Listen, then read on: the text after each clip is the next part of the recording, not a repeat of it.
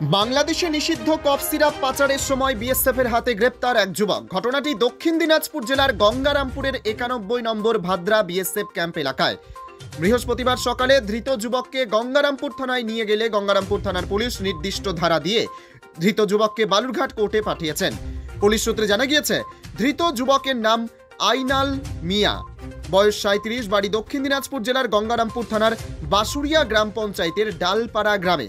BSF সূত্রে খবর, বুধবার সন্ধ্যায় ওই যুবক গোপনে নিষিদ্ধ কফ সিরাপ বাংলাদেশে পাচারের উদ্দেশ্যে 91 নম্বর ভাদ্রা বিএসএফ ক্যাম্প এলাকায় পৌঁছালে বিএসএফ এর জওয়ানেরা ওই যুবককে গ্রেপ্তার করে তার কাছ থেকে প্রায় 124 বোতল নিষিদ্ধ কফ সিরাপ উদ্ধার করেন।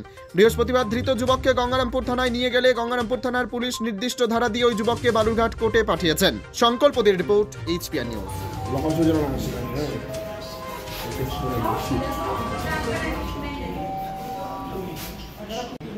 ভাই দান করে দেবো না না তো দেবো নি তোকে গ্যারান্টি 100% তুমি 100% দিয়ে তুমি করে নিও না ভাই